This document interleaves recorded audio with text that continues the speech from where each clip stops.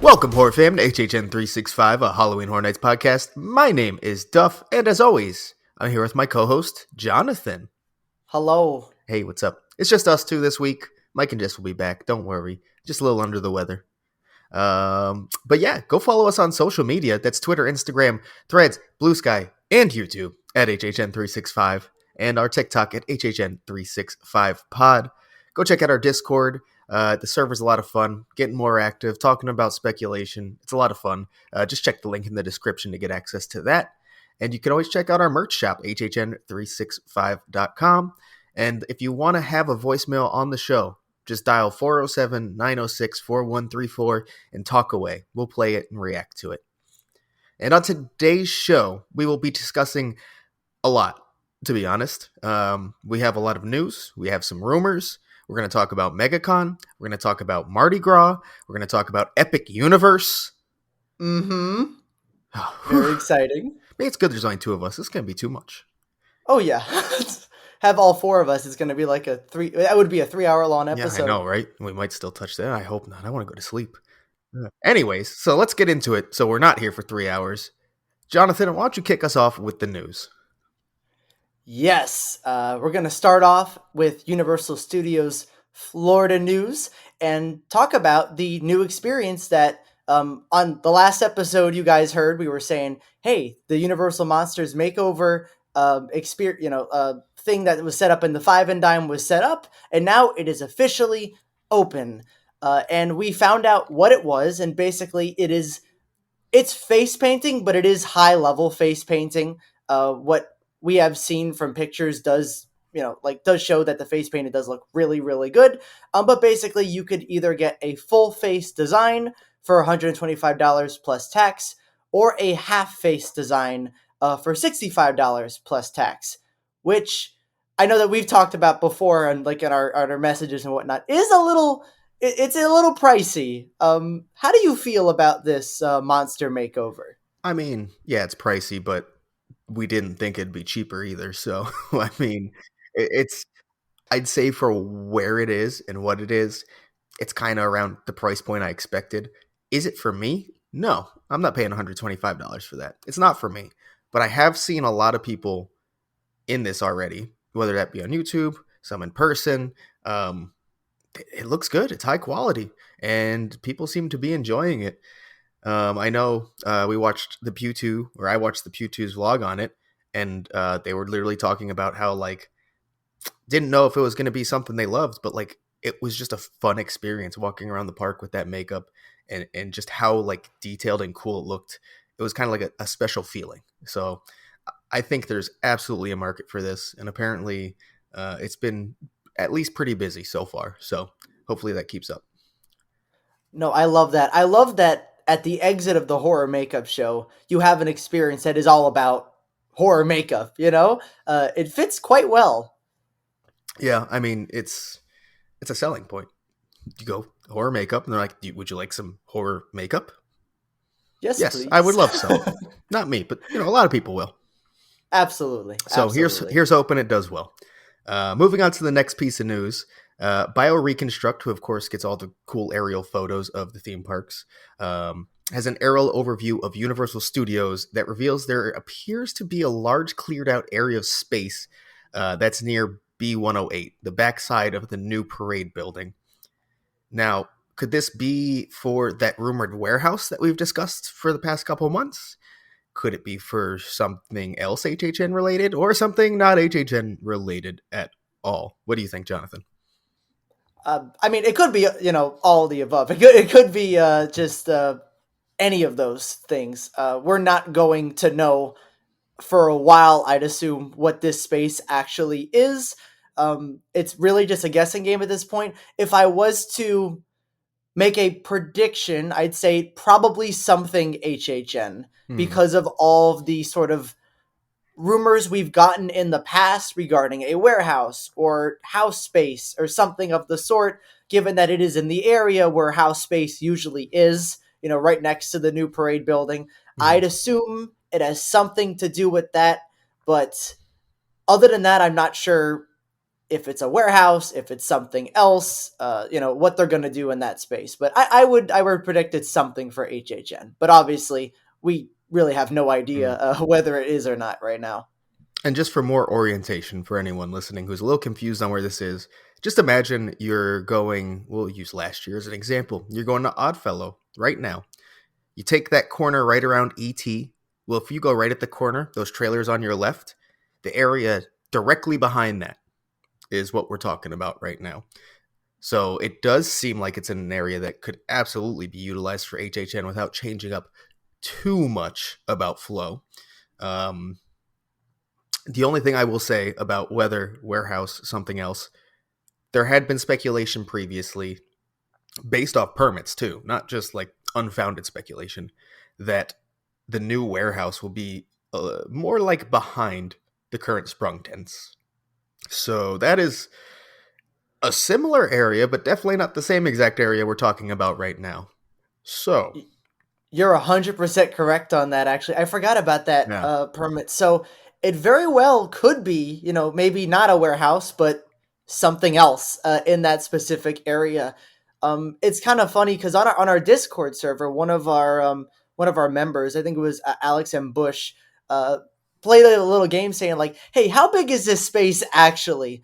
And he basically took the two sprung tents we have currently and sort of just cut it out of the aerial photo and pasted it in that space just to give a reference of how big this is, and it could absolutely fit like two sprung tent sized HHN houses and if it and wanted then to. some. Mm-hmm. Plenty of space left over after. So, Yeah. So I don't know. Like it's interesting, what they could do mhm. here. Again, not 100% HHN related, but there is reason to believe that it is definitely a possibility that this is HHN related. So, um, if it is, I guess, permits will tell us pretty soon. Permits, additional construction, it's not going to take too long for us to figure out exactly what's going on here. So, uh, keep up to date on that because that's coming just around the corner. And I recommend if that helped a little bit to visit our Discord server, join it if you're interested in news and rumors, because stuff like that I just described happens all the time. Our Discord members are incredibly smart and take anything and see what they can do with it. See if there's any rumors or stuff to be found in either code names or pictures or whatever else. And sometimes they figure out things before we do. So I Sometimes, definitely recommend. Usually, to be almost honest. every single time, for sure. Oh yeah, yeah, especially with the legacy clues last Oh, year. That was insane. that was Yeah, if you were crazy. listening to us last year and you were like, "Oh man, these clues and like the answers to them are really fun." You will hear them well in advance if you are on our Discord server, and you won't have to wait till we drop an episode because as soon as those clues start coming out, it's gonna blow up and they're gonna figure it out within a day. I will promise you that. Yeah, once they figure out the code, they crack it real quick. So definitely recommend joining the Discord server, especially now that speculation season is really starting to ramp up now. And we'll get to that in a little bit.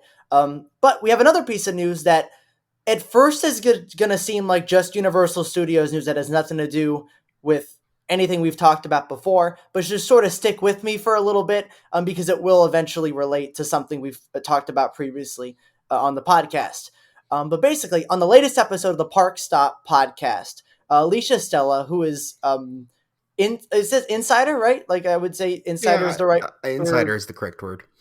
yeah. So known insider, and she basically stated on the podcast that there is a trademark filed for Universal's new rumored new parade called Universal Mega Movie Parade.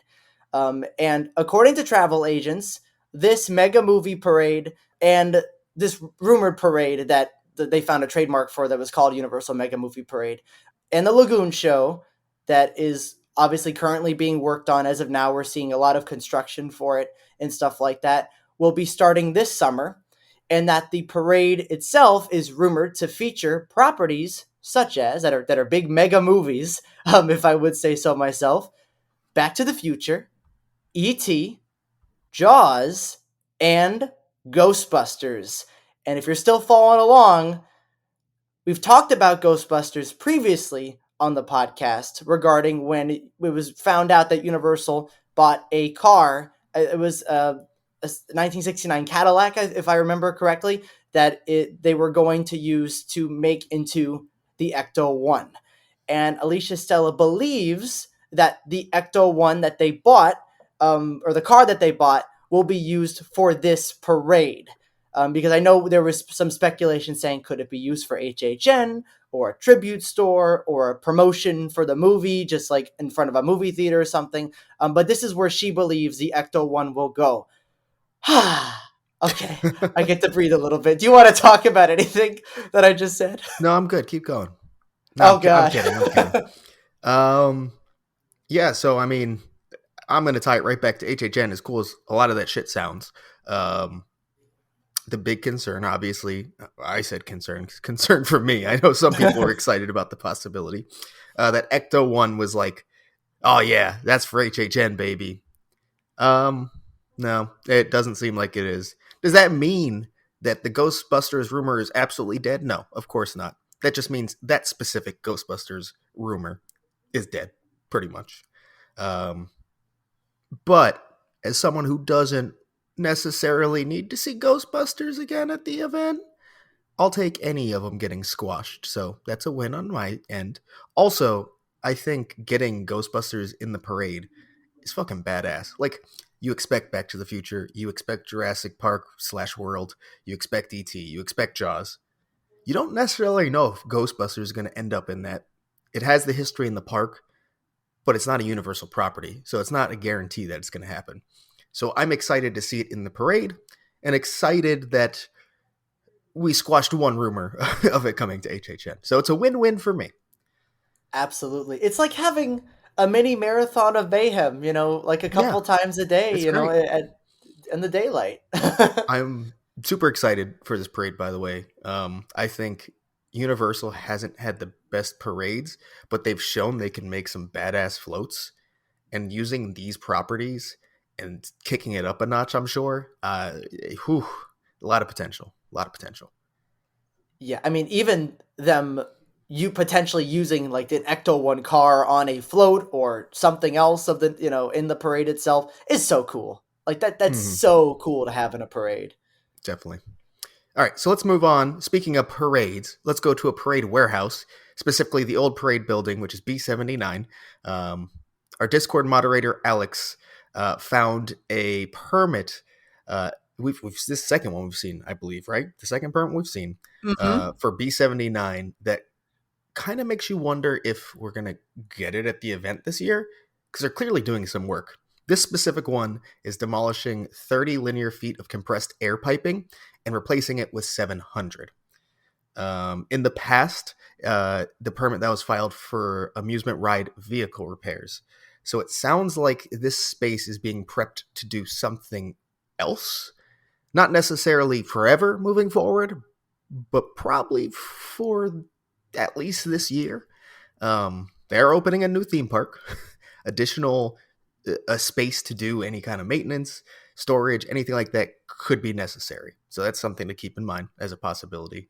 Um, but with these permits coming out and no HHN house permit for this location yet, I think it's time to really start considering that this is not going to be used. Yep, I completely agree there. Obviously, we don't know. We won't know until a little bit, later in the season when, if we keep not seeing a permit come out. But with the original permit coming out, that was a lot of money. And then this new permit that just came out, it seems like you said they're doing extensive work in this building, and you know they got to start construction at some point, and if they're continuing to do work on it or doing things in it that revolve amusement ride vehicle repairs or stuff like that, they're not really going to be able to do any construction until I'd assume it's all finished. Mm-hmm. So I agree with you. The likelihood of this venue being used is seems like it's decreasing every day. Yes. I I don't like that because this is a great venue. I mean, It it can is. hold a ton of It space. is. It's had banger houses, Some of my absolute favorites have been here. graveyard games, legends collide. Hmm. Not Beetlejuice, but No. Roanoke Cannibal Colony, baby. Not an all timer, but I do like it. Again, this doesn't fully squash it being used, but there are some indicators that it might not. Do keep in mind these are massive warehouses, so any of these things could be taking place on a part of the warehouse that HHN wouldn't even touch or won't be touching. That is possible as well. However, exactly. 700 linear feet of compressed air piping sounds like a lot. It, So it really I'm does. not going to pretend I'm an expert in that field, but that sounds like a lot. So I would say it's not looking super likely that it'll be used for HHN this year, but we'll see. We'll see. We'll see. And if that happens, if this location isn't used, they're gonna need another house location if they want to keep their number, right? Like if Oh, they if want only to we were keep the talking 10. about some space that they could use just a couple notes ago. Yeah, pretty. Yeah, like you're right. It's I don't know. We'll see what they do. But let us move on to legacy news. And there's sort of a lot to talk about in this one piece of news here. Legacy, if you guys don't know, is a known insider who gives us clues and other HHN news related things and rumors that we report on. He's very trustworthy.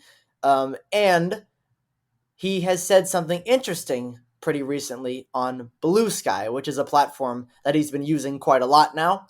And that comment was basically, ooh, that is going to make HHN speculation fun this year. Fun with a capital F. And before I finish, there was a lot of response to this in regards to fun with the capital F. People started speculating, people started talking, on our Discord servers, on other Discord servers, on the Inside Universal forums, and people were guessing like, hey, what things start with F, and started going, this. He responded to that with lots of words start with F to like someone's post just guessing things that started with the letter F. And then after I think a couple hours, people kept guessing things that started with F. He made another Blue Sky post, basically quoting his original one, saying, "This is not a clue. This is commentary. Simply fabulous commentary." Which fabulous starts with the letter F. Um, Now that that's all out of the way, what do you think about this stuff? What do you think he could maybe be referring to that something's gonna make HHN speculation fun this year? Well, Jonathan, I think F is for friends who do stuff together. Um, I don't know. Like the way he worded this, it's not a clue. He could be making some cheeky reference to something, or it could have no meaning. Being legacy, I assume there is some meaning, but it's possible there's not like any real meaning. So, um, yeah, I don't know. I'd bet it's something, but he's kind of made that tough to figure out, especially by saying it's not a clue. I will say there was a lot of, when this was happening, there was a lot of guesses of things that started with the letter F, right? But then one of my friends is on our Discord server, made actually a fun comment that I thought was really cool. Our friend Kevin basically he said lots of words start with F. That's a very specific like sentence because in the community already in rumors we've known about this F lot that's been on the permit that we thought was for the warehouse and whatnot, and he's like, hey, he said lots of words start with F. Maybe that's what he's referring to, F lot, because F would be capitalized in that.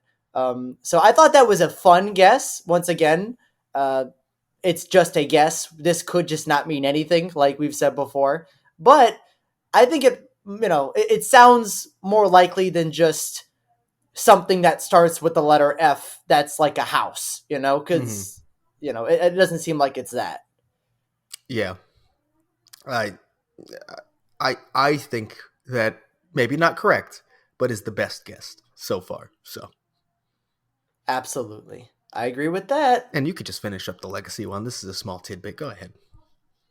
All right, I'll take it. I'll take it. Oh, you're looking at the next part. You're like, all Correct. mine. Yes. Yes. How'd you know? I know, right? So the last part is that this one's really fun for us, and I'm sure for all of you listening out there, and that he's basically stated, which this was a couple days ago, but basically Legacy said that we should be getting one of his clues in a couple of weeks at least. So hopefully, I'd assume sometime this month, maybe early March, maybe we should be getting a Legacy clue.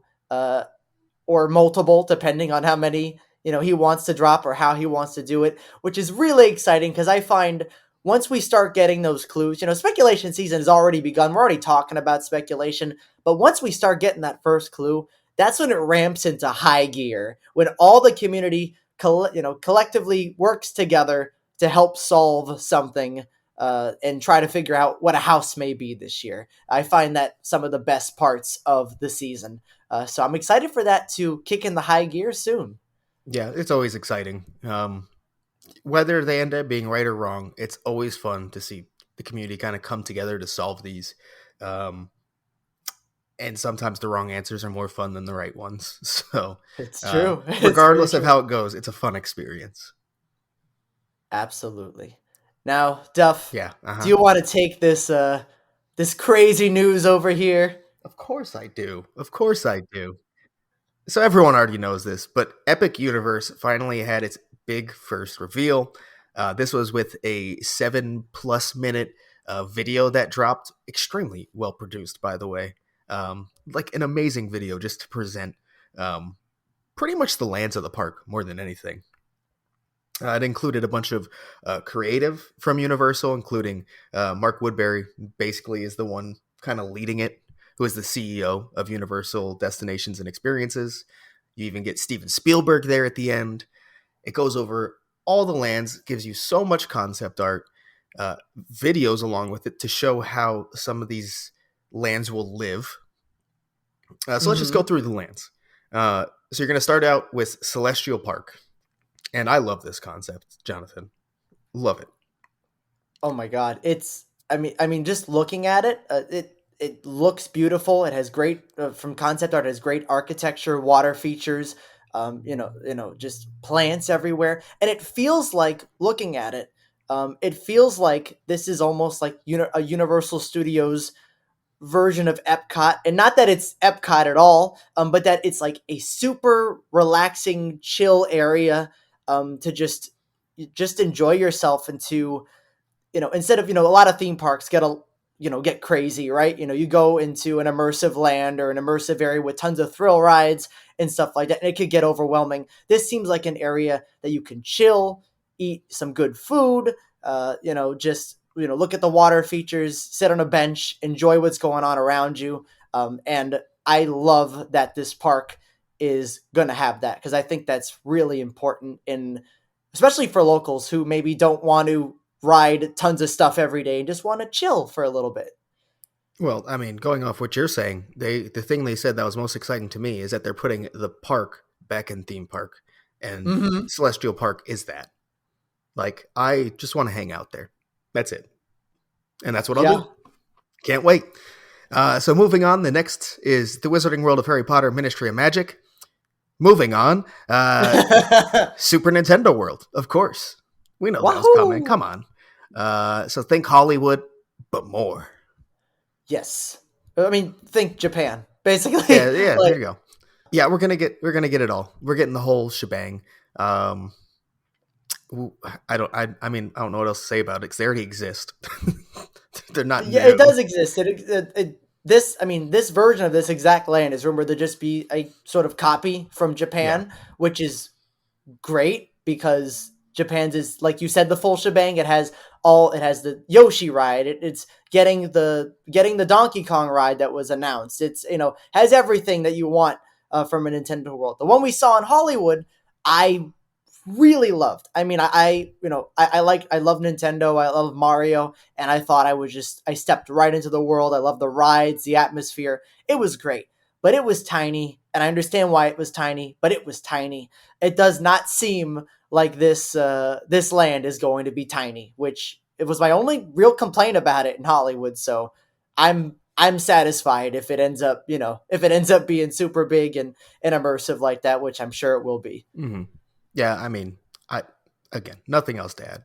You've seen it, although we haven't seen it all technically. So, That's true. but we're getting it here in Orlando, and I'm super excited. The next land, How to Train Your Dragon, Isle of Berk. Now, this is a property that I don't have any personal attachment to. The land looks badass though, and we know a specific attraction they're going to have is going to be phenomenal as well. um, Mm-hmm. but I know a lot of people are super stoked about this. It's something they grew up with. It's something that their kids love. So it, it's going to make a lot of people happy, just the property on its own. And outside of the property itself, it looks like we're going to enjoy it too, even if it's something that's not near and dear to our hearts. Yeah, I mean, the architecture of the films, the way it looks, is seems like it's perfect for a land, or a world, as they're calling it. So I think that's great, and the fact that I think dragons are, sort of like dinosaurs, are a universal thing that people like. You say, "Hey, I got dinosaurs. Yeah, I'm in." I don't have to watch Jurassic Park to like dinosaurs. I'm in. And same with this. Hey, we got dragons. Great. I love dragons. Let's do it. I don't care what property this is from, as long as there's some dragons.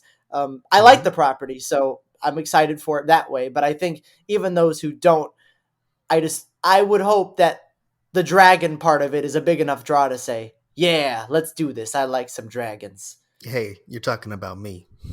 All right. And Jonathan, since I took all that, I will let you take the last, and definitely not least, land in Epic Universe.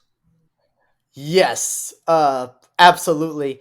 As you guys know, we are an Epic Universe podcast. We're a Halloween Horror Nights podcast, so we sort of breeze through a lot of these worlds. But this is the world that directly relates to horror and Universal and all that good stuff. So we're gonna get a little more in depth, and that is Dark Universe, which for you people who've followed the news out there, is actually the name of the planned universe they were gonna have for like the films with starting with like the Mummy with Tom Cruise and stuff like that. Emphasis Um, unplanned.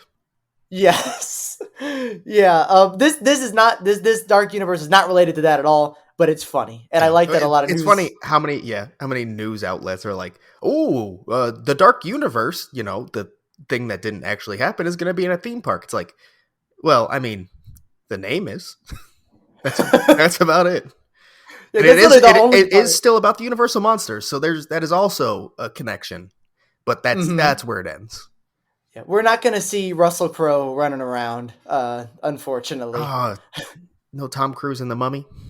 No Tom Cruise. I know you. I know you absolutely adored Yeah, that film, favorite though. film ever.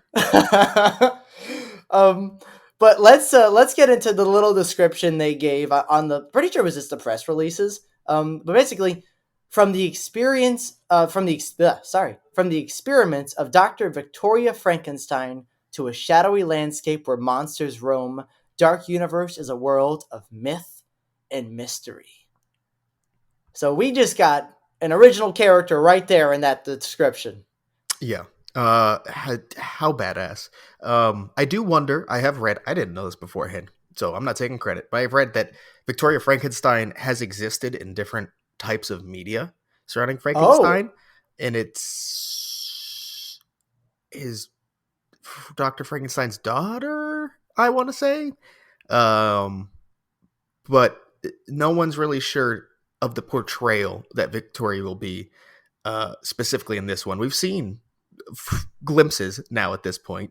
So it seems people seem to think it's going to be quite different and an original take on it. But Victoria Frankenstein does exist in the world out there. I did not know that at all. I thought she was completely original. No, yeah, I thought the same, but I saw people talking about it. I was like, okay. Either way, this description is pointing to this character. Like, I assume probably like the main, thing that's tying the land together, or the main character, if you will, if they're putting her right in the description that they gave out. And I think that is really fun, and I'm excited to see. I know there are rumors out there about what she might be doing and what this land's about. I'm trying to not look into that much. So I've been sort of avoiding most of that. So I'm more of the wait and see type person. So I am personally excited to see what's going to go on with this, because it sounds like a really fun way to make a land, sort of making a story out of it. Hmm. Definitely. Should we also talk about the designs, because we got a couple of designs for the monsters in the promo we saw. Yeah, let's do it. Go ahead. Yeah, so let's just go one by one. For the first one we saw was Frankenstein. What did you think of Frankenstein's look, Duff?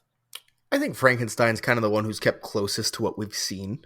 Definitely that Hmm. new aesthetic surrounding him, but for the most part, like, yeah, that's definitely Frankenstein, you know? Yeah, I completely agree. I really like his design. I think if he ends up being like a walk around character or something of the sorts, he could be a really cool walk around character. I was Hmm. always jealous that Hollywood has the walk around classic monsters. They have Dracula, Bride, and Frankenstein walking around in over at Universal Studios Hollywood. So if we get monsters, this version of monsters, but if we get them roaming, that could be really fun. Yeah, I would not be surprised at all. It seems somewhat likely, to be completely honest. I guess that's to be seen, but I would expect it. Yeah, I completely agree. I would be shocked if they weren't, to be honest. But the next character we saw, which is my personal favorite design of the three, because I think he's scary and intimidating, but not, like the level he should be for a theme park, but he's not like reined back either. Hmm. And that's the Wolfman. I think the design looks really fun. Yeah, his kind of leans into the horror aspect of Wolfman just from that design. Um, Kind of just terrifying, uncontrolled monster vibe going on, and I love it. And the last one, we saw Dr. Victoria Franken. Do we want to talk about her real quick before we get to the main event? I think we're gonna have the most commentary on. Yeah, I think that's fair. So, what do you think of Dr. Victoria Frankenstein's look? I mean, again, to me, it's fully new and original, and I think it is completely original. This look from what's been seen in the past. Um, I don't know. It's kind of like it's good. I'm not saying it's not good. I think it's great. The vibe is kind of it's a mysterious kind of thing, you know. Uh, Yeah, it's almost like are you kind of the evil scientist? Are you nice heroine? I don't know. I can't tell. The vibes you're giving off are confusing, and I love it. I like that. It's gonna be. Well, I mean, the description literally says "world of myth and mystery." There could be a whole mystery going on regarding Mm-hmm. this character, Mm-hmm. which could be really fun. And the last one, I think that we have the most commentary probably on this character. At least I do. Is Dracula. We've seen Dracula's design, and a lot of people on Twitter aren't really vibing with it. And while I don't think it's a design that makes me go like, "Oh, this is not really good at all," it's a design that makes me go, "I need to see it in action," because from this picture, I don't love it. That is one suave bitch. That's what I gotta say about it. I It's true. so I get that angle of it because that's always kind of been not always. There are different interpretations where Dracula's kind of just more of a straight up monster, but usually he's kind of like this charming, suave guy, and it definitely has that going on for sure. Yeah, you're right about that. Like I said, I think I need to see it in action, and I think if Dracula is a roaming character, which could be really fun, and has the mannerisms of Dracula and stuff, that it could all work together. Just from this, art image, it's not working particularly with me, but that's not to say that it's not going to once we see it in fruit, like full form. And there's a world where it changes too. We're still so early in the process, Hmm. but yeah. All right, shall we move on to our main segment? As if Epic Universe wasn't our main segment. No offense to anything else we're about to talk about, of course. And we're going to start with MegaCon. We were lucky enough to be invited out to MegaCon Orlando this past weekend, and it was a blast. We got to experience so many different things, see so many different things, see so many people that we never thought we'd see. Hmm. Um, we got to watch Michael J. Fox kind of make fun of a kid. That was fun. We did. That was That very was great. very fun. Tom Wilson might have told a racist joke. Uh, Yeah. yeah. Yeah, no, but it was great overall. And of course, the reason we were there is to find what sort of haunt and horror things can you find and experience at MegaCon. And I think we found is a lot more than we expected, especially specifically on the haunt side. Absolutely. Like we have been to cons before that are like just horror, right? That are just themed to horror. Yep. MegaCon is themed to like all things geeky. So we're talking, anime and comic books and movies and this, and this and that, lots of things that are in pop culture that people really enjoy. But like A you lot of like you Pedro said, Pascal. not a lot of Pedro A lot of Pascal. Pedro There were Pascal. we're gonna have to talk about that one on the vendor side. Yeah. But yeah, there was a quite a bit of horror like vendors and panels and experiences that you can have at MegaCon, ranging from haunts and merchandise and like horror directors. Like there was quite a bit to see if you were there primarily for horror, like we were. So let's dive right into the vendors. And let's start with the horror and haunt kind of thing going on. I think that makes sense, right? Yeah, Uh, absolutely. so for us, the big one, and for anyone haunt wise, the big one should have been a petrified forest having a pop up haunt. If you don't know who that is, they're a local haunt out of Altamont Springs. They're definitely known as one of the best local haunts around for sure. And I was super impressed with what they were able to put up with limited resources, limited time. I mean, it was just sitting there on the exhibit floor, and it was so much fun. Yeah, and this was if I remember correctly, this was your first experience with anything a petrified forest, right? Sadly, yes. And I've experienced their haunt once, I think in 2020, and I remember loving it so much. Like it was one of my favorite things during that year. I thought they used so many of their area really well, and even during that time there was scares, but they weren't too in your face during that period of time. And they had great sets and story and actors, and I love them so much. And I'm happy that we got to see them again this year in this format, because what I remembered, what I loved about a Petrified Forest in 2020 definitely was shown in this haunt, because everything I love, the sets, the actors, the story, the effects were all present here, for something that they had to make so quickly, and that was a middle of a convention floor and not that big of a space. When you think about it, they were able to do so much in the space and time frame that they had, and it was kind of crazy to see. I can never imagine myself doing something like this in that period of time. Yeah, it's and it wasn't just like they popped up some walls and called it a day. It was detailed. It had screens. It had animatronics. It was just well, like the scares were so well laid out too somehow. Um, Mhm. yeah, I don't know how they did it. It's really incredible. Um, but yeah, without like giving away the whole thing, and if you want to watch it, we did. I clipped it, but we were able to film inside. So on our TikTok, we have kind of a highlight reel of this haunt.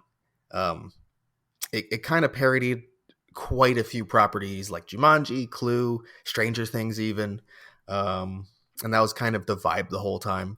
But you enter this castle that looks a lot like oh, help me out here. What is it? Oh, the He-Man castle, Yes, right? yes, yeah, yeah, Yeah, exactly. yeah, whatever that castle's called. There's and oh my god, animatronic dragons, which Hmm. like I don't know if that was purposely done because Dueling Dragons and everyone's saying where's the animatronic dragons, but they had them here. Red um, and a blue one. I think the scare actors were so phenomenal and interactive. Um, this is a pulsed experience, so you and whatever your group is gets to experience this on your own. And not only are you going to get the full attention of these scare actors, they are keeping you in the room purposely. So you are Mm-hmm. going to spend time with them, whether you like it or not. And they did phenomenal. Yeah, I mean, I completely agree. One of my, if I'm just gonna pick like one moment that was one of my favorites is in the Jumanji room, just using the, using the just staying with an actor for a little bit. Uh, that thing that we just mentioned, there was the, there was the hunter from Jumanji.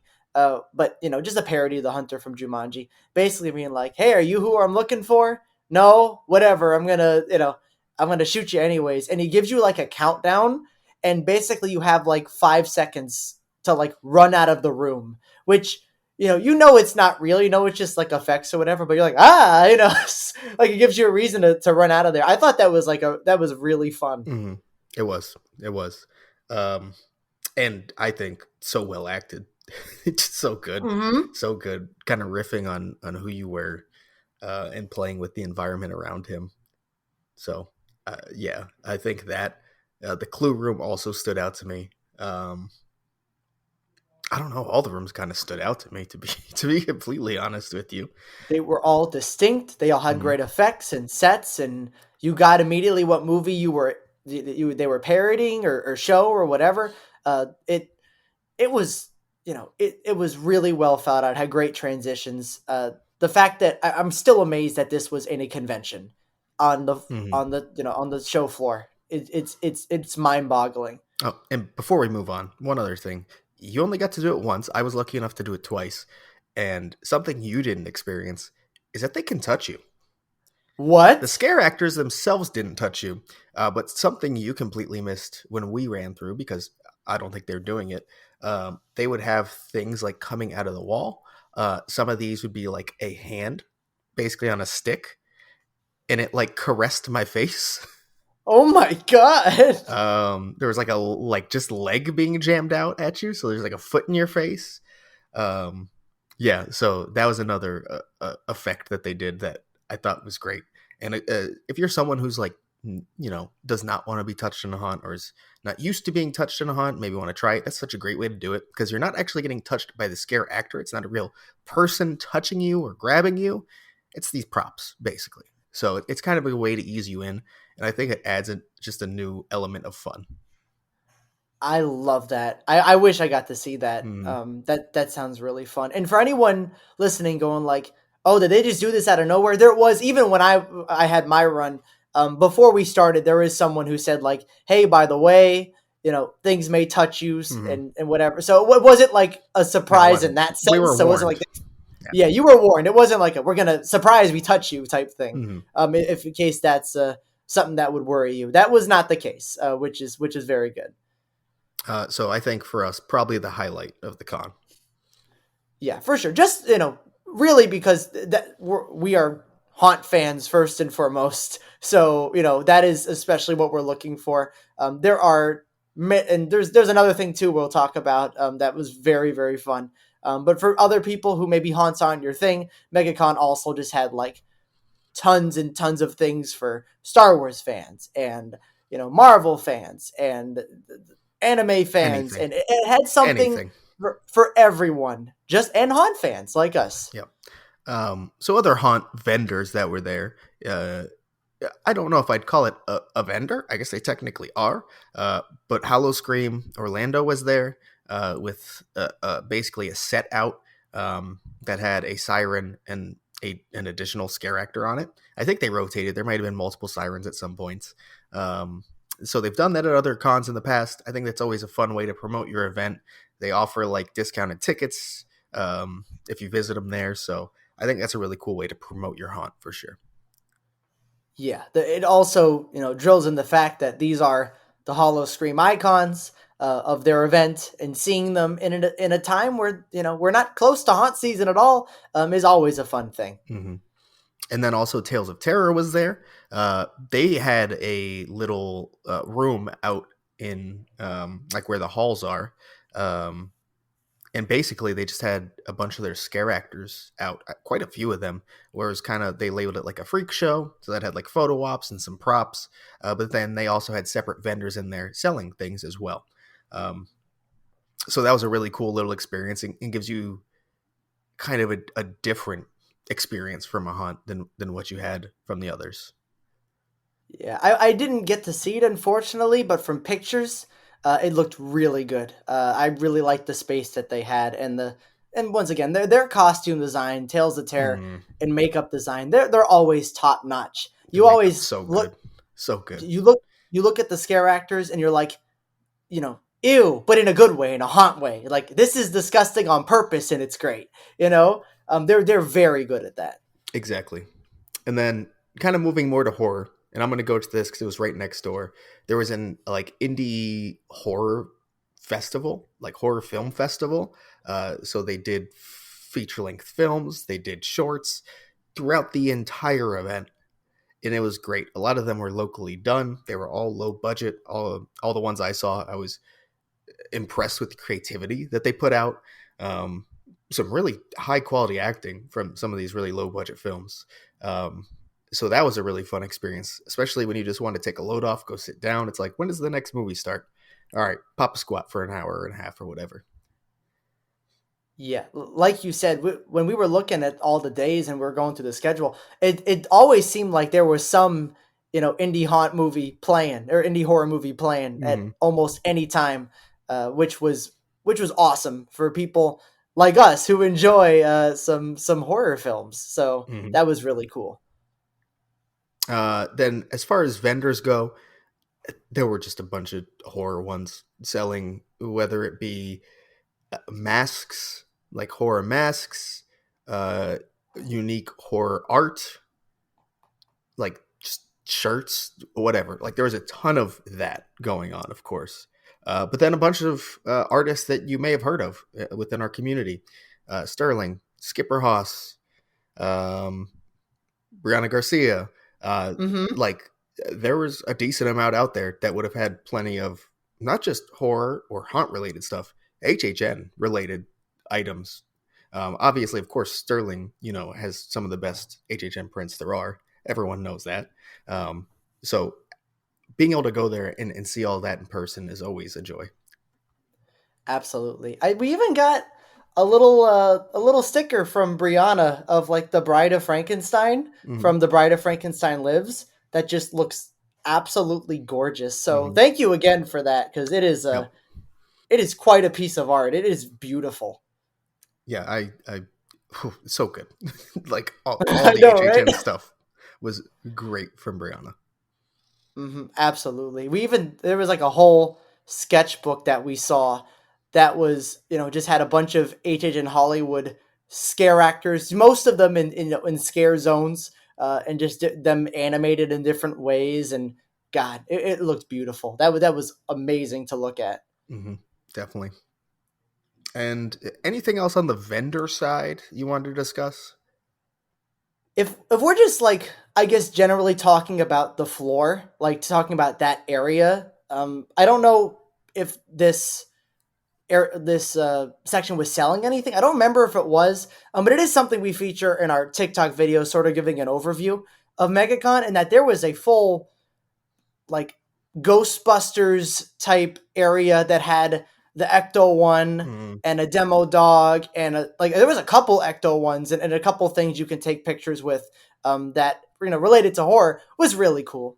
Taking pictures near the Ecto one is always a fun time, and it's just right there. I mean, even things we're not going to get too into, but there were even like life size cars and props and things and replicas of things from other pieces of very popular media that were out and moving and roaming around the halls and stuff like that. That was I really love looking at all those things. all right, so let's move on to panels. So of Yes. course there were plenty of horror panels. There had to be, right? Countless Oh, actors. absolutely. There was directors. Personally, as far as horror went, the panel we went and saw, was basically a Q&A with Eli Roth, very heavily focused on letting the audience ask questions. I did not get to go up and ask him about 2016's Eli Roth Presents Terror Tram, but whatever. Another day, another time. We'll get that question out to him. Um, but like, where else can you go and like literally chat with some of the best minds in horror? It was absolutely insane. Like we were so close to Eli Roth too, like in the actual convention room. Hmm. It felt like everyone was just talking directly to him. It wasn't just like, oh, it's a celebrity, it's like, no, he's just chatting with everyone who just loves his movies, and loves the stuff he's created and just was having nice conversations with everyone. It was such a chill, relaxed, but incredible time. Yep, definitely. I also went to a panel. You did not do this one. I went with Jess later on. There was a panel from a horror podcast, Night School Horror, and they basically played Change My Mind Horror Edition. So it's something that really got the crowd involved, and got into like really deep discussions about horror and horror films. And that was a really fun experience. They did a great job. Hell yeah. Did we see any more horror panels, or is it time to get to the one that isn't horror but we're going to talk about? Yeah, it's time. We got to see from different areas, but we both got to see the. This is not related to horror, but we're going to talk about it. Back to the Future Q&A panel with I think it was like four of the members Yep. of the original film. Duff, I'm not great with names. Do you remember all of their Yeah. names? Michael J. Fox, Christopher Lloyd, Leah Thompson, and Tom Wilson. There we go. Yeah, it was incredible hearing from all of them. It was surreal because they're some of, I mean, my favorite movie characters. That I love Back to the Future. I know Duff, you love it way more than me. You're like a super fan of Back to the Future. I'm sure this was like a fantastic moment for you. Yeah, I enjoyed it very much. They all had charm. They were all funny. Um, and that's always way better than seeing those people I grew up watching kind of being boring, and stiff.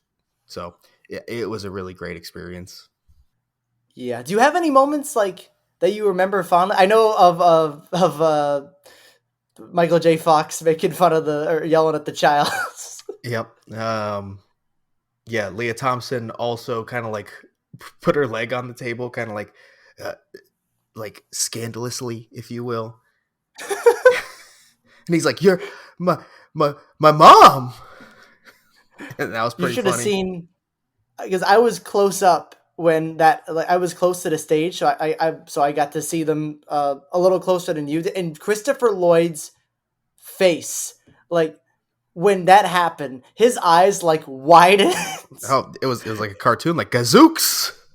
I know it was like oh my god, Marty, what the hell? That was a really funny moment. It was Christopher Lloyd not hearing them for the first like 10 minutes He's because the sound thinking. system sucked, and they just kept asking him questions. Tom Wilson would have to tell him what the question was, and he'd just be like, "Hmm, I'm thinking," and they just move on.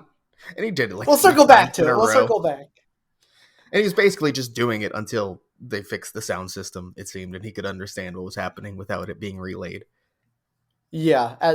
Eventually, Christopher Lloyd gave like really great stories. Even talking about a moment like Back to the Future 3, where there were so many things going on in a scene, like a train had to go past, and this machine had to make ice and stuff like that, and all this stuff had to happen in the shot and in the scene or whatever, and all he had to do was save like one easy line and he messed up and didn't do it. So they had to pull the train all the way back and reset the machine and everything. And it's like, ooh, this is why I'm happy. Like I'm not an actor because that feels so painful. Yeah, I mean, I'll take the payday if I have to That's accept true. it. That's true. Pros cons. Oh, they Hey, talked about Back to the Future, the ride, quite a bit. yes, something we knew would happen in Orlando, right? And that's how they presented. They're like, "All right, well, we're in Orlando, so we have to." And Michael J. Fox said it was like sitting in a rocking chair in front of a TV. Is that right? Is that how he put it? Yeah, that's exactly what he said. And you know what? He's not wrong. No, he's not. It's just a really big TV in a Exactly. really big rocking chair. Yeah, the way he described that, I almost died because it's the simplest way of describing that, that tech that, is super advanced for its time and blah blah blah, and but it's practically just that, which was which is really funny. I love when all the cast talked about the ride and stuff like that. There was a lot of discussion about Yeah, it. that was a long discussion. They all got involved in that one. So I Hmm. appreciated that. Obviously, as a theme park nerd, that's important. um, man, that whew, never thought I'd experience that. That was a lot of fun. Absolutely, that it's surreal. I'm so happy they all came to MegaCon. They were there for a couple of days too. They It were there wasn't for just the. 3 days. Mm-hmm. Crazy. Which is wild. Also, Tom Hiddleston was just sitting at a booth. Aren't you too big of a star to just be sitting at a table at a con at this point? Like, I'm happy everyone got to meet him. I'm just shocked he was there. That's crazy. I don't know if he's done cons like this before, but like I can't imagine I mean, he'd. maybe he did because I mean he's bigger now than ever, right? Yeah. So like you would think this is kind of where it's like, okay, he's beyond cons, right? Like there are stars who are so big they just don't do cons anymore. Um, so that paycheck must have been fat to get him there. It had to be.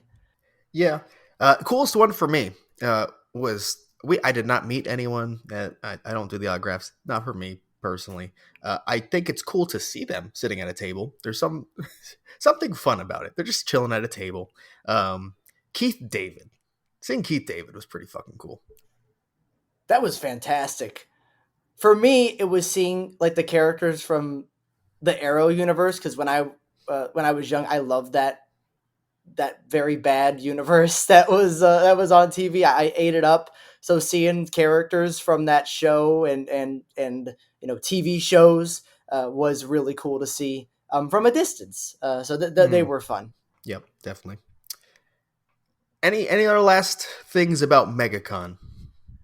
Um, in terms of specific things, no. Just for those who either really like horror or just anything pop culture, MegaCon is a very fun event to go to.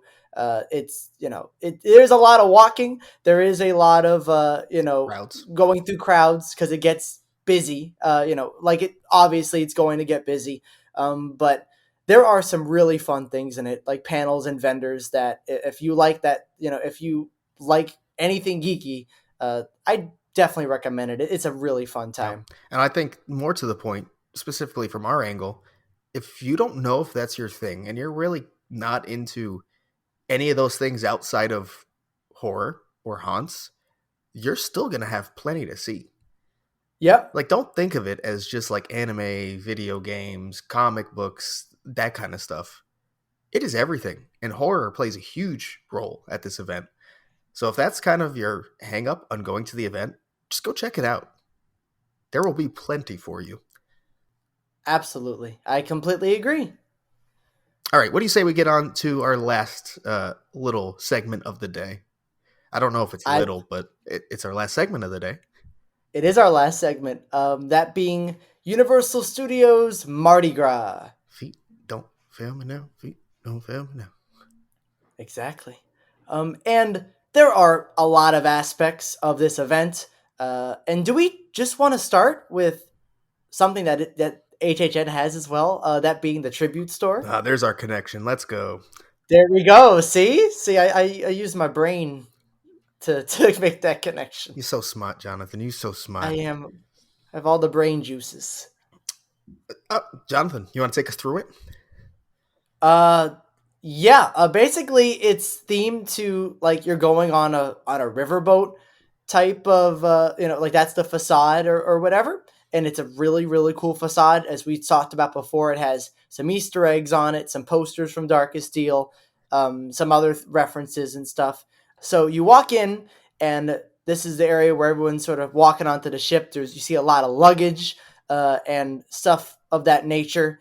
And there's on the luggage, there's like stickers and stuff, and there was two specifically that were Asian related that we can find. The first one being it was Shadow Creek with if you look in the distance on the sticker, there was a little Yeti on there, referencing obviously the Yeti house that we had in HHN 32 Campground Kills, and then there was another one that was I'm forgetting the name. It's what's the location? Lightning Lightning Gulch. Gulch. Yes, that is reference to Ghost Town, Lightning Gulch, all that fun stuff. So those were really fun to spot. Yeah. I'll take any Easter egg for HHN outside of HHN. We are complete nerds, as you know. We host this podcast, so uh, anytime you see those the first time, it's like, oh boy, That's it's a sticker. you sound like when we see it, we turn into Mickey Mouse for a second. Oh boy, oh boy. That's honestly with every tribute store. That's the first thing we look for. We're like, where's the HHN Easter eggs? Where are they? Yeah, it's true. It's true, and I'm sure there's more that we haven't seen yet. There has to be. There's areas of the store that are so dark that there has to be some in corners, and there's lots of written things too that we haven't Mm. seen completely yet because it has been crowded because it's the opening of the tribute store and Mardi Gras and all that stuff. You move. Well, here before while we're thinking about it, because I don't want to forget. I will say people have pointed out maybe there is a future Easter egg for A HHN future Easter egg for HHN. You're gonna have to help me with going that because I'm not sure what you. all the way to the last room. A ro- a not a rumor. It's not a rumor at all. People have speculated a original that would make sense would be Poseidon's Fury. Hmm. Obviously, following up Dueling Dragons, right? People have been talking about that literally since HHN 32. Um, at the end, the last room, there is a big trident just leaning against the wall. So there's a lot of people getting a little excited. And I'm not going to say one way or another whether I think that is a hint, a clue. Wouldn't be the first time they've ever done anything like that. I'm not going to speculate on that. I don't know. It kind of fits the theme, but is also a slight reach at the same time. Just putting it out there It's that people are talking about it. it's very true. It's very true. Like you said, it could be a potential reference to something. It could also just be a reference to Poseidon's Fury because the attraction is closed and it's a beloved attraction. Yes, that is. It is also just an attraction that has been at Universal. It doesn't have to be HHN related. Exactly. So I just pulled up the video, so you might hear some clicking because I'm just sort of like going back and forth to make sure. Yeah, I heard plenty. I did. So you move a little forward, and there's not, this was another room that's sort of following the original room that has just more merch and stuff that's put out, and then you enter sort of a hallway and a series of rooms where the wallpaper and the wall decor, I would describe it as like if you guys have seen video of Room 13 at Knott's, very similar vibe. And lighting too. Mm, It is very much hmm like that house in terms of like decoration and stuff. And the first thing like effect you see on your right is there's a little opening, a little curtain, and if you look in the curtain, there is a little bit of smoke, like blue smoke, and you're looking at it, you're like, huh, that's interesting. Is it just like a trick of the light or something? And then a ghostly captain appears, looks at you, gives you a little head nod, and then disappears using like a Pepper's ghost effect. And I'm gonna be honest, that's one of the coolest. There's another thing too, but that's one of the coolest things I've seen in a tribute store. That is fantastic. Well, it gets passed up in the next room for me. So, I know, right? I mean, ugh. But yeah, no, it's a really cool effect, and as you're gonna see, this is a very effect heavy tribute store. While it's not my favorite tribute store, effect wise, it whew, kills it. Absolutely kills it. Absolutely. And let's get to that, right? You move forward and you're entering sort of like I'd say like the ballroom type area, where there's like the design of a ballroom on your left, and it's big and it's like the scale of this tribute store, at least in some of these rooms are really good. But like you said, on your right there's a big wall, and We Horror Nights nerds are trained to look at big walls that are suspicious and sort of transparent. We're like, Oh, the second I saw it, I was like, "What happened? What happens here? Something's gonna yeah, happen." but like you said, Duff, do you actually want to? Do you want to explain what happens? Yeah. So again, the HHN thing. This wall, it's a scrim. It's a scrim wall. So lights up, reveals what's behind it. Just looks like wallpaper when it's dark, right? Typical trick they use in a tribute store. A whole ass wall. That's pretty impressive. So basically, it's just part of like this, as John said, kind of like ballroom, game room, if you will. There's like uh, a deck of cards all over the floor and stuff. The wall disappears as scrim walls do, and basically reveals this large kind of like, I think it's supposed to be outdoors because it's like a lot of dark shrubbery, and the main feature of it is, it's, I believe it's a statue that has Mardi Gras beads that just has this like kind of like flickering lightning esque lighting, revealing it every now and then. So it's just this really big scene, to be fair, for the space it's in, and completely changes what that room is. Uh, yeah, it is. It is fantastic. And especially because you're in there.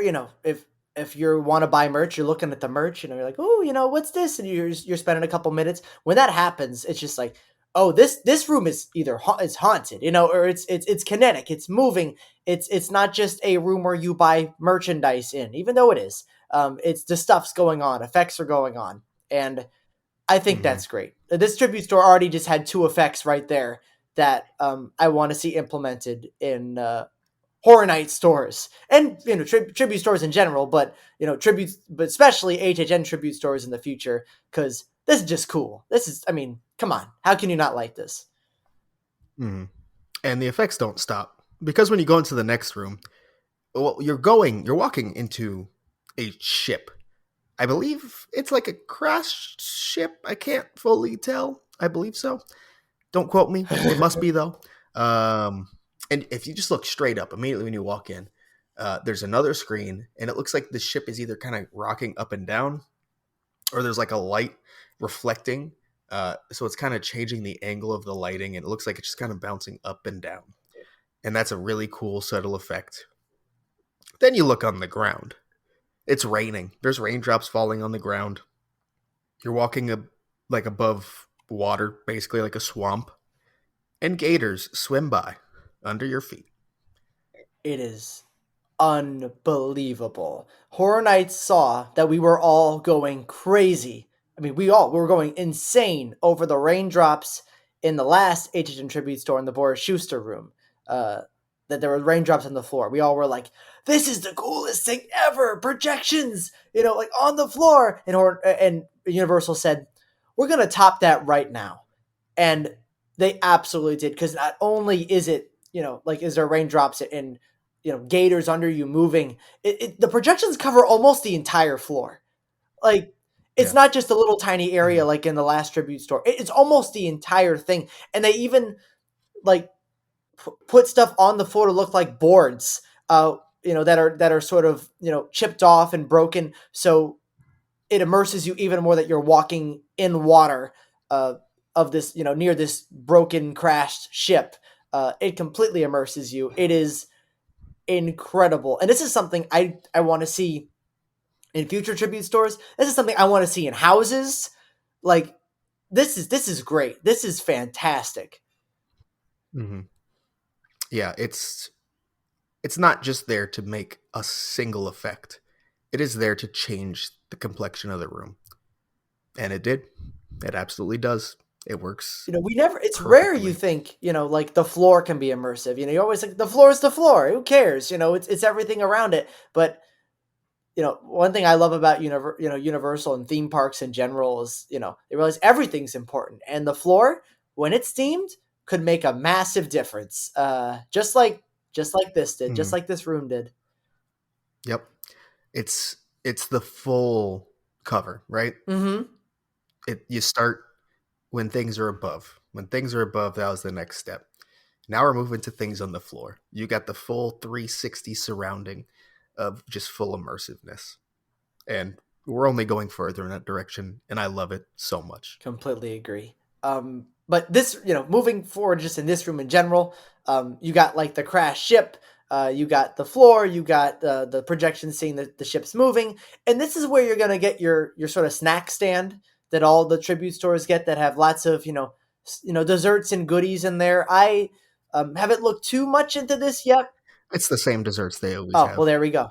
The ones that have been there for the past few years that they just re-theme to whatever the holiday is. Well, there it is. That's what they are.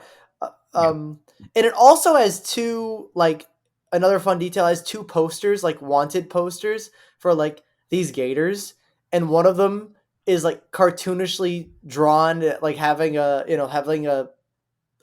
crown, and it goes like just this is just an artistic interpretation. It's not the real thing, and I found that quite funny. Referencing obviously the king gator that's at the end of the Mardi Gras parade. That was quite fun. Yeah, it's a nice touch. And the poster next to it is fun too. I'm trying to remember what it said. That was funny. It calls the gator something. Uh, And Gator now Ginsburg, is that what it is? I thought maybe. that's what it I was. thought I had a picture, but I can't find it. Yeah, I don't see it in my video either. No. Huh, weird. Where'd it go? Anyways, it was clever. I enjoyed it. Very nice little touch. The little details of these tribute stores is always what really does it, even when the effects are pulling most of the weight. Absolutely. And Duff, do you want to go into detail regarding like now that we're moving forward, the checkout room, if you will? Yeah, I guess it's kind of like captain's quarters, I guess, Possibly. right? Is that I what would you'd assume say? so. I don't know. I don't know. You look up right above the registers and you got what I assume is the captain, which is a skeleton just chilling up there using lighting effects to reveal him every so often. And he moves his head. So that's always fun. We like a little animatronic. Who doesn't? Across him is like a spinning wheel. I guess it's a wheel, like a turbine, something along those lines. And again, this whole room is using like black lighting to reveal a bunch of shit. So there's black like paint all over. Some of them are skulls and different actual things, and some of it is just like splattered. Um, and it's just like you're in an old creaky wooden ship area. Is kind of like the aesthetic going around. Mm-hmm. Uh, it looks absolutely gorgeous. This is a very beautiful room. I like the spinning wheel because it reminds me of the 2020 tribute store because that also had a spinning wheel in the Bride of Oh, Frankenstein yeah, room. yeah, it's true. So I was like, woo, nostalgia. So that was really cool. If I was gonna have any, could like comments on like the flow of the store because that's also important for a tribute store. I need to see it when it's less crowded because obviously it's gonna be there's gonna be a different experience from like opening weekend till like the middle of the event. Hmm. But this room was a little difficult to walk through if you weren't purchasing something. Just how the in regards to how the line was sort of set up. Since we're going in the opposite direction than we usually do in this store, where the big giant room is the checkout room instead of the little room. It's laid out differently in a way that if you don't want to buy anything, it's kind of hard to walk through. You kind of got to walk around everyone. Yeah. What I'm going to say about the layout kind of doesn't make sense. So bear with me. But it created more space, like that you could walk through. But there's like less space to work with and create immersiveness, if that makes any sense. More space, but actually less space. And I think a lot of that is using that final big ass room as a checkout area. So kind of limiting what's going on there, probably. Um, it gets packed out, right? It was kind of nice when it was just this little checkout area just around the corner. And the queue's just right next to it. It doesn't really take up that much space. It doesn't get in the way of anything. And now it does. And the rest of it just I don't know. It more but less space. I don't know how to describe it. It's really weird. I completely understand what you're saying, and I agree with you. I definitely agree with you. I we have one more room to talk about, the exit room, but this swapping, making reversing the layout was an interesting choice. I don't know if I'm fully vibing with it right now. Obviously, when they do this type of stuff, it usually takes a store. You know, like you have your store that is the test period where it's like, all right, let's try this, let's see if it works. And I'm sure they're gonna look at the way this is flowing and go, all right, next time if we reverse it, maybe we'll do like a different strategy, type thing. Hmm. Uh, Yeah. I will say one thing about this layout that it does is it gives it a legit finale room. yes, So like you walk past checkout and there is another room, and it's probably the best scene that is in this tribute store. by far, absolutely. So you walk in and you see uh, basically a cannon and surrounded by just a bunch of details that are really tough to take in because they're like pictures and small notes and like very scribbled writing. Um, so, we try to take a peek at them, can't find anything, but there's a lot of that to take in, maps, whatever it may be. Just so many details throughout this room. But the main feature is going to be, I guess this is probably the captain. The other one probably wasn't the captain. So this is probably like actual captain and the actual captain's quarters because you're like looking out the ship from the backdrop. So we're gonna say Hmm. this is the captain's quarters. Yeah, actually has like like compass and uh scope. What are they called? Scopes. Yeah, yeah, I think that's right. Yeah, cool. Scopes, maps, all the stuff a captain would have. And he is a skeleton that moves again and laughs, and it's pretty fucking cool. It's fan. They have like two animatronics because yeah, this you're like he moves a little bit. Like they have two animatronics in this store. Crazy, Mm-hmm. absolutely like mind boggling. Mm-hmm. The details of like if you go just to the left of him, there's like rain leaking down Yep, into his running quarters. water. Yep. Just so many effects are used.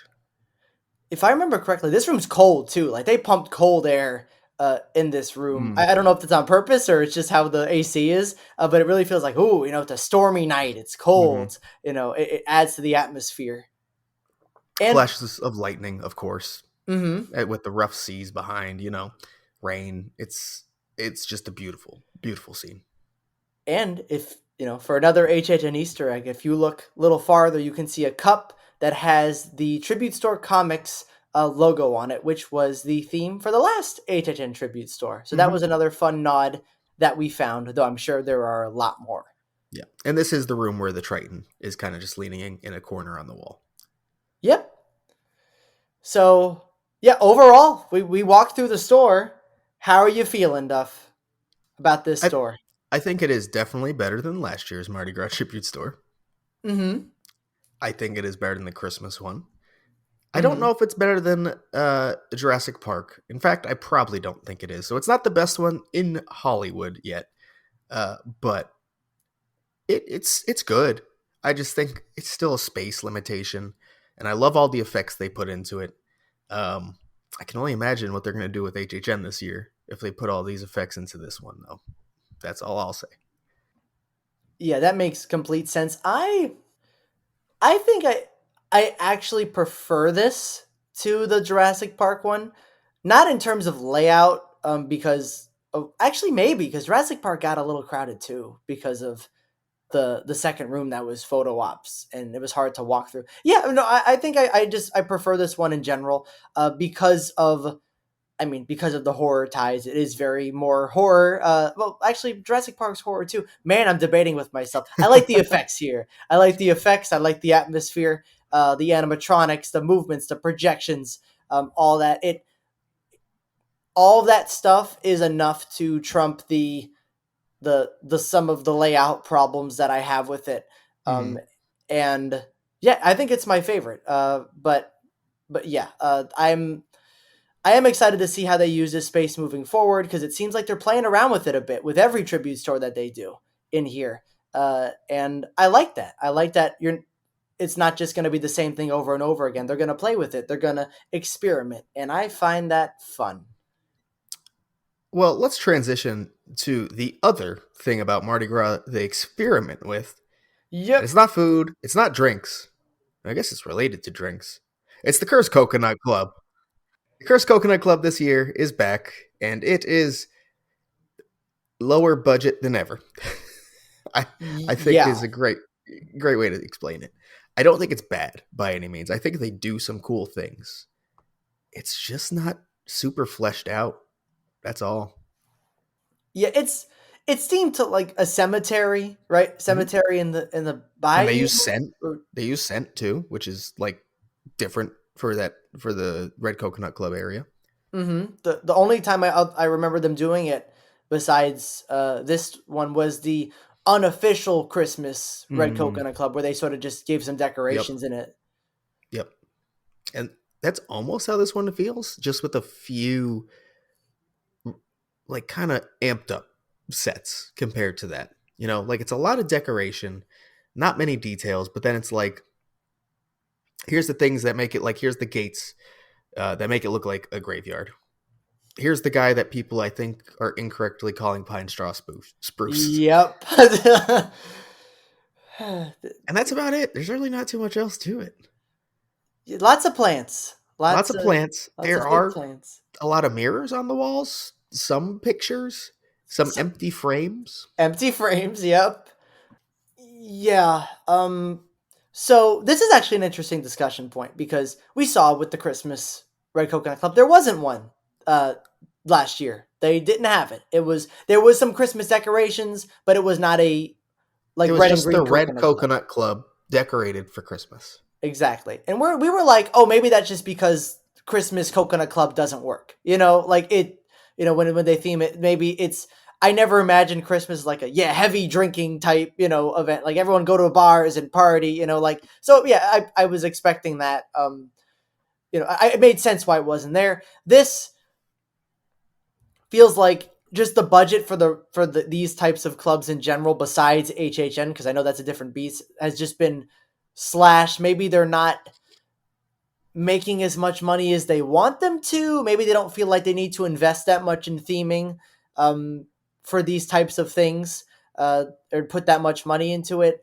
It definitely seems that way with the Christmas one being non-existent and this one being what it is, which is not that much.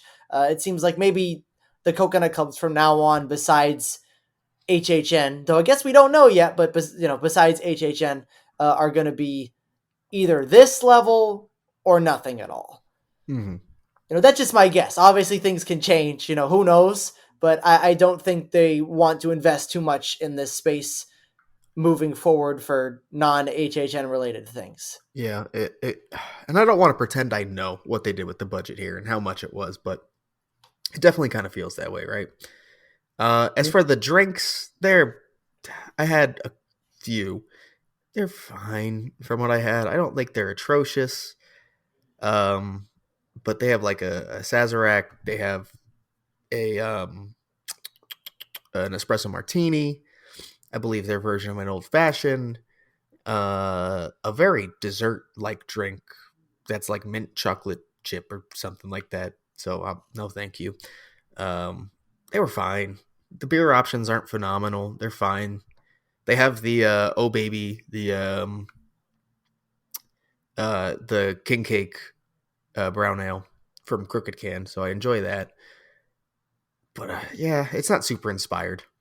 It is better than like Peacock Bar and them just making the most atrocious drinks you've ever had, but it's nothing special either as far as drinks go. Yeah, I didn't get to try any of them yet, but that's kind of probably what I expected. But yeah, it does seem like people are enjoying themselves. So like it does have music, as usually has a DJ in there, playing tunes and stuff, and people can dance. And it's always a fun thing, especially if you're in the year already to go in and check out and have a good time in. Mm-hmm. It's hard to not have fun like a club like atmosphere. But yeah, it is not what it was the previous Mardi Gras Cursed Coconut Club, which I No, thought that one was like that was really good. incredibly well themed, and they put a lot of projections and a lot of not going to say effort, just a lot of money into it. Yep, definitely. So let's move on to the actual event. Go to Universal Studios Florida and enjoy Mardi Gras in the park. They have the food, the drinks, the parade, a lot of streetmosphere. As we saw, they have people singing during the day, live music on stage during the day. That was phenomenal. And of course, the concert series. Uh, obviously, we have not. Well, I don't want to say obviously. A concert series did happen. It was a country artist, so we did not experience it. Hmm. um, so we'll get to that later whenever we go to one of the shows. The food and beverage, we went a day. We didn't get to try that much, but from what we did try, did anything stand out to you from our few items? I'm not okay. So two things. I'm not going to remember the name of the second thing. The first thing that I you got, but I tried like a bite of yours was the vegan. What? How did I? Why did I say it like that? Oh my Vegan, god! It's vegan. so late. We've been doing this for so long. The vegan the poutine that they had. Like it was like a mushroom poutine. Hmm. And while they do use like the curly fries from Simpsons, Which is those not a great choice. not a great choice. I understand, but Um, it didn't matter to me that much because the sauce and the mushroom, like the mushroom and the mushroom sauce that it had was delicious. It was from the little bite I had, like I really enjoyed it. Yeah, definitely. On the other hand, the candied bacon and onion poutine was totally hampered by the fry choice because it didn't have anything to kind of take over the fries. So the fries were a little bit too much of the star, and they aren't very good fries. So, Hmm. especially not poutine style fries. Yeah, the best part of eating Simpsons fries, um, when you eat at Simpsons that I do is you get the like what I do is I get the special sauce they have with it and I dip it in the fries and like that's why the fries are good. It's like oh it dips in easily. When they're on their own they're not great and Mm, like you said that poutine makes it so you taste those fries a lot more, which eh. yeah, yeah. But the other thing we tried, this is what I'm gonna need your help on Oh, of the yeah. name. The pastelon. Yes. Oh my god, this was. I think it was only like around $8. Yeah, I You think know, without pass or discount, it was like nine something.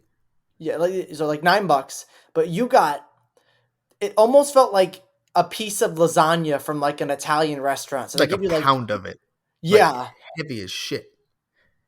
it had like plantains, beef, cheese. Am I missing anything? Peppers. Peppers, all that like in a sort of lasagna type of presentation, and it was humongous.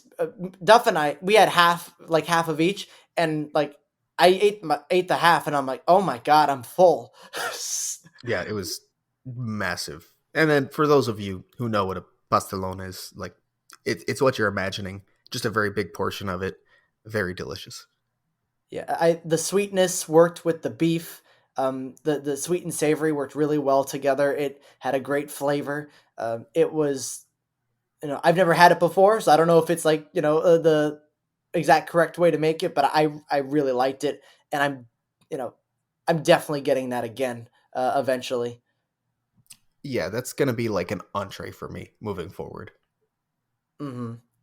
Uh, and another thing to mention about food and beverage before we get to beverage part of it is they do have the food and beverage card back, which is nice. If you're an annual pass holder, you can pay like $120 but get $30 essentially free because then it give you 150 in credit. But that is a great way if you want to go around the booths and try different types of food and drink. It's it's it's a good deal, I think, especially I mean particularly for the annual pass holder version. $30 is I mean I'm gonna get it, like I'm gonna get probably two of them eventually. Always take advantage of that deal. So yeah, moving on to the drinks. We haven't had many yet, for sure. Uh, I did try from kind of their what do they call it? The Coca Cola Market Square. So Hmm. basically, we're that bar, very similar to the way, almost exactly the same way they set up for HHN last year, right outside Animal Actors, under that seating area. I tried the Blackberry Crew, which was New Amsterdam gin, blackberry syrup topped with Sprite. I thought the flavor was really nice. It was a little too Sprite heavy for me personally, not a big soda guy, but the flavors were really good. It was really well balanced overall. I was happily surprised with that one. And then I know Jess had the Paloma from the same bar. She thought it was a bit salty, but still not bad. Awesome. That's two not bads in a row. I'll take not bad. Absolutely. And you know what we forgot to talk about is that, and I don't think we mentioned it before on this podcast in construction for Mardi Gras, but these aren't just the normal Mardi Gras food booths. These food booths are like fully enclosed, uh, and if you look inside of it, you can see that they have a lot more money. They seem a lot more, they're temporary, but they seem like a lot more sophisticated and permanent, if that makes any sense, compared to just like tents put up. And I don't know. I hope and I would assume that we're getting these types of food booths moving forward into Halloween Horror Nights. It seems like they can Hmm. do a lot more in them, and it seems like they might be able to sell in the rain and tough stuff like that. Like Yeah. this could Yep. open up a lot of possibilities for what exactly they can offer in these booths at Halloween Horror Nights if they use them. Yeah, it's a huge upgrade to the old structure, which was tents, just tents. So these like semi-permanent structures are very cool to see popping up. And then one other drink I did have, remembering, was the aguardiente punch from Colombia, and this was the best drink I had actually.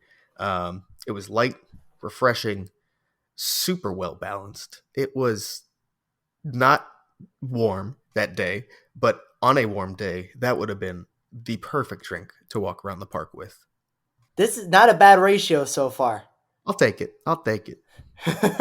So let's move on to the last thing. And I'd say we don't fully spoil it just because it's early on and this is like an attraction, if you will. Yeah. So not full spoiler, just kind of our thoughts on it. And that's of course the parade, the feature of Mardi Gras, of course. Yeah. This, without giving much, do we want to give like the theme away? Is that okay? Yeah, the theme's fine. All right. It focuses on the elements, right? So you got fire, water, air, that type of stuff. And they have a lot of new floats, at least 6 or 7 new floats, I think, that are themed to these to the elements and stuff like that. And I think, without giving much away, they are all really good. Some of them have really neat effects for like that I haven't really seen in Mardi Gras floats before. And the biggest thing to note is that, oh God, I can't believe it. Our our running joke, our friend who wasn't a friend, honestly my enemy, my arch enemy, Tracy Tree from last year's Mardi Gras parade has died. She Bum, is bum, not. She was no longer with bum, us. She bum, must have been bum, chopped down. bum, bum, bum, bum, bum, she bum, uh bum, bum, she was used in she's maybe they're using the wood for Epic Universe, who knows. bum. But yeah, Tracy Tree is no longer there, unfortunately, Hmm. but fortunately, because also she scared me, so Yeah, it's a it's like love-hate relationship. exactly. I mean, I love Tracy Tree, so I don't know what the fuck's wrong with you, but yeah, I think these floats have all been upgraded pretty heavily for the most part. I will say, I think the lighting effects and lighting packages as a whole are the best we've seen on Mardi Gras floats. So Mm-hmm. the costuming in some of these units is out of this world. And not like it was a couple years ago when it was literally out of this world, but like, like amazing out of this world. Mm-hmm. Um, yeah, it's probably, I don't want to say my favorite Mardi Gras parade ever, but it's over the past few years. It's definitely my favorite. It's really not a bad parade. I haven't thought about it too hard to like rank them yet, but I really do enjoy this year's parade. I think it's very good, and if you're into a pass holder, please see the parade. And if you're only visiting for a couple days, I recommend seeing it if you're here. It's a always a fun time. It's great atmosphere, great music. You get to catch beads. It's always worth checking out if you happen to end up being here during Mardi Gras season. Yeah. And we still basically have 2 months left where we're still probably going to talk about it and update on it and talk about the additional food and drinks we have. And Jonathan will complain about the loop being this same small loop for 2.5 months, and it's Yep. gonna be great. It's I don't know about that last part, but it's gonna. I don't know if that's gonna be great. Because right now, because here's the thing. I don't notice it right now because it's like, yay, Mardi Gras, it started, new event. Once we get into like a couple weeks in, it's gonna start ticking in my brain because I'll be there a lot more often, and I'm like, ah, shit. It's the Mhm. same couple songs over and over again. I do that with Christmas too. It's just it's sort of my it's sort of my thing. It bugs me a little bit. But most people do love it, so Yeah, I'm this very much in the. for me, this is way better than the Christmas loop. I The mean, a Christmas hundred loop, percent. one, they don't even pick the best Christmas songs. The choices are atrocious. Two, it just feels so short. Ugh, no. Uh, so many of the Christmas songs are like depressing. Like they're so sad. It's like, what? I'm in Universal Studios. Why am I crying? What? But yeah, Mardi Gras music is always upbeat, and it is compared to how tired I get of the Christmas music. This takes me a lot longer to get tired of it. Of compared to Christmas, it is And a way better loop. even when you're tired of it, I've still seen you start dancing to it, doing a little shimmy to it. It's true. It's true. Once again, Christmas another music, love you hate don't do that. relationship. Oh no, the Christmas music, I just get angry. Oh All fuck! right. It's this sad song again. All right. Well, that is it for Mardi Gras. Well, it's not it. That's it for opening weekend of Mardi Gras 2024. We do have a voicemail before we wrap up, so let's get that playing. All right. Hey, HHN. It's El Churro Guapo, your friend from West Texas.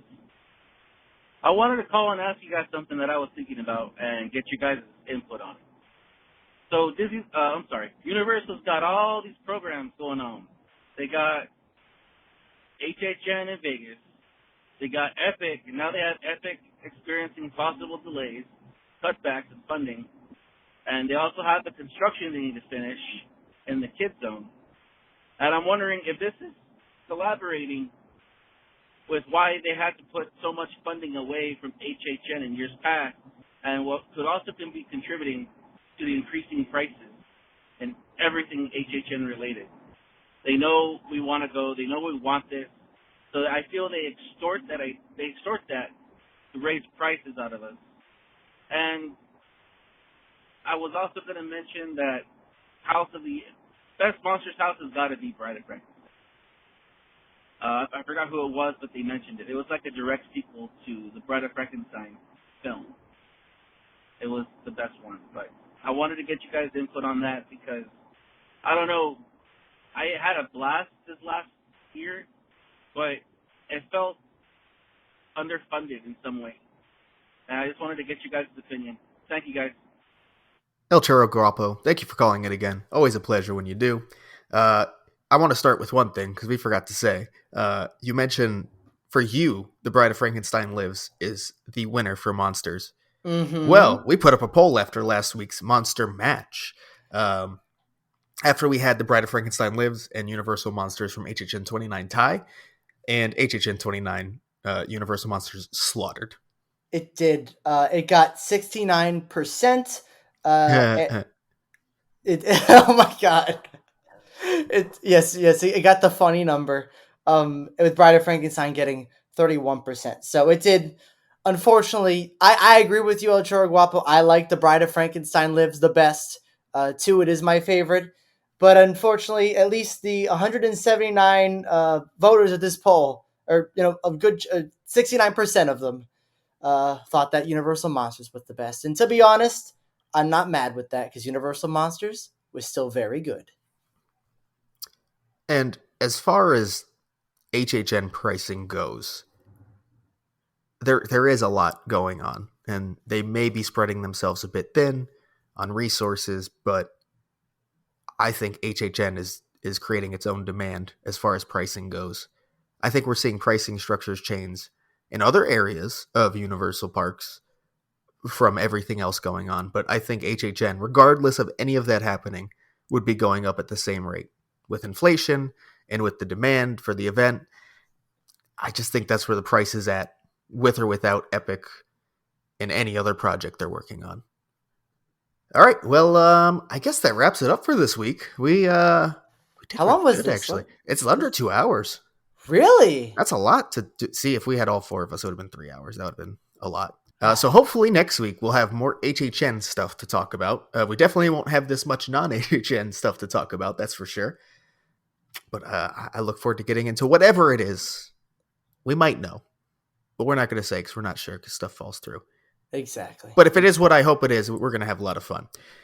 Anyways, don't forget to follow us on Twitter, Instagram, Threads, Blue Sky, and YouTube at HHN365 and our TikTok at HHN365pod. Go to the link in our description. Follow that link to our Discord server. Join it. Join the conversation, whether that's about HHN speculation, past HHNs, or if you want to talk about anything in your life. That is fine. We do that as well. Check out our merch shop at HHN365.com. And just like El Churro Guapo did, leave us a voicemail at 407-906-4134, and we'll discuss your voicemail on the show as well. But until next week, we will see you in the streets.